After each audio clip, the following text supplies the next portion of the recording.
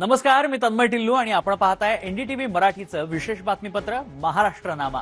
महाराष्ट्र सरकारनं सर्वसामान्यांच्या हितासाठी कोणते निर्णय घेतले, कोणत्या योजना राज्यात राबवल्या ज्यामुळे राज्याचा चेहरा मोहरा बदलतोय याची माहिती आम्ही तुम्हाला या बातमीपत्रात देणार आहोत। पंढरपूर कृषी उत्पन्न बाजार समितीत आयोजित कृषी महोत्सवाच्या उद्घाटन प्रसंगी मुख्यमंत्री देवेंद्र फडणवीसांच्या हस्ते 7 शेतकऱ्यांना प्रातिनिधिक स्वरूपात कर्जमुक्तीचं प्रमाणपत्र आणि नव्यानं पीक कर्जाचे धनादेश वितरित करण्यात आले।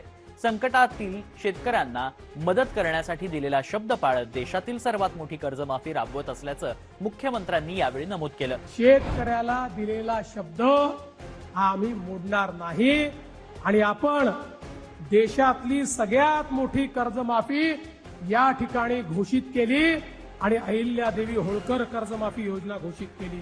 17 लाख शेतकऱ्यांची पहिली यादी 13,000 कोटी रुपये आपण त्या शेतकऱ्यांना या ठिकाणी देतो आहोत। या योजनेतून राज्यातील 56 लाख शेतकऱ्यांना कर्जमुक्ती मिळणार असून 17 लाख शेतकऱ्यांच्या पहिल्या यादीसाठी 13,000 कोटी रुपये जमा केले जाणार आहेत। तसंच नियमित कर्ज भरणाऱ्या शेतकऱ्यांना 50,000 रुपयांचं प्रोत्साहन अनुदान आणि 50 लाख शेतकऱ्यांचं 48,000 वीज बिल माफ करण्याचा निर्णय सरकारनं घेतलाय।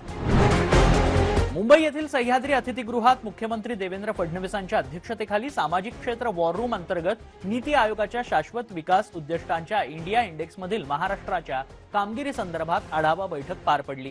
पुढील 4 वर्षात शाश्वत विकास उद्दिष्टांच्या सर्व निर्देशकांमध्ये महाराष्ट्रानं देशात अव्वल स्थान मिळवण्यासाठी विभागनिहाय आणि परिणामाधारित नियोजन करण्याचे निर्देश मुख्यमंत्र्यांनी दिले।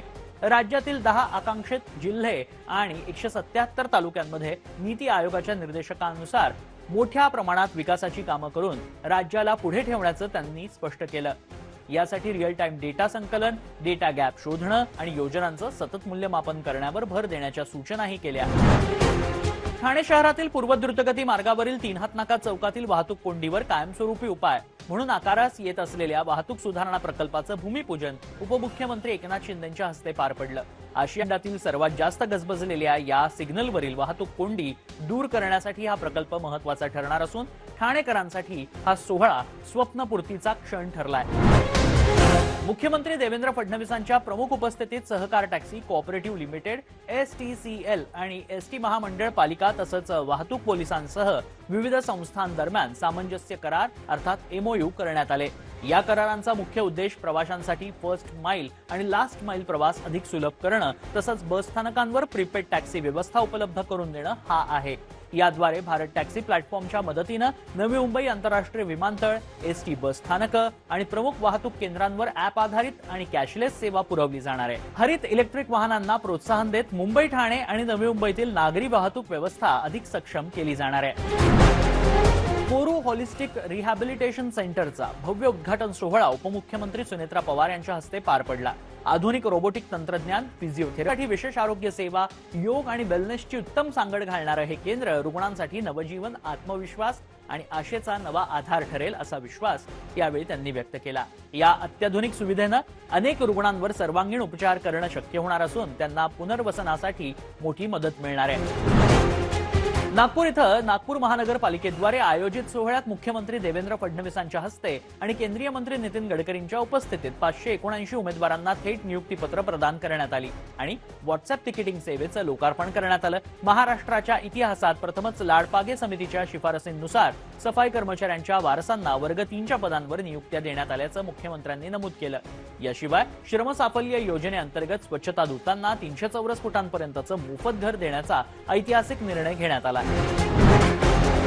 नागपुरात एमआयडी आणि टाटा यांच्या सहकार्यानं उभारण्यात आलेल्या नागपूर स्किल सेंटरचं उद्घाटन मुख्यमंत्री देवेंद्र फडणवीस आणि केंद्रीय मंत्री नितीन गडकरींच्या हस्ते पार पडलं। उद्योगांच्या बदलत्या गरजेनुसार तरुणांना कौशल्यपूर्ण प्रशिक्षण देऊन रोजगारक्षम मनुष्यबळ घडवणं हे या केंद्राचं मुख्य उद्दिष्ट आहे। नागपुरात लवकरच सेंट्रल इंडियासाठी शिक्षणाचं प्रमुख केंद्र ठरणारी अत्याधुनिक स्किल युनिव्हर्सिटी स्थापन केली जाणार असून एका महिन्यात जागेचा निर्णय घेतला जाईल। सध्या महाराष्ट्रात सुमारे 2,500 केंद्रांद्वारे 4 लाख युवकांना प्रशिक्षण दिलं जात असून रोजगार दर 90% नेण्याचं उद्दिष्ट सरकारनं ठेवलंय। तर या होत्या या आठवड्याच्या महत्त्वाच्या बातम्या। पुन्हा भेटूयात पुढच्या आठवड्यात। नमस्कार।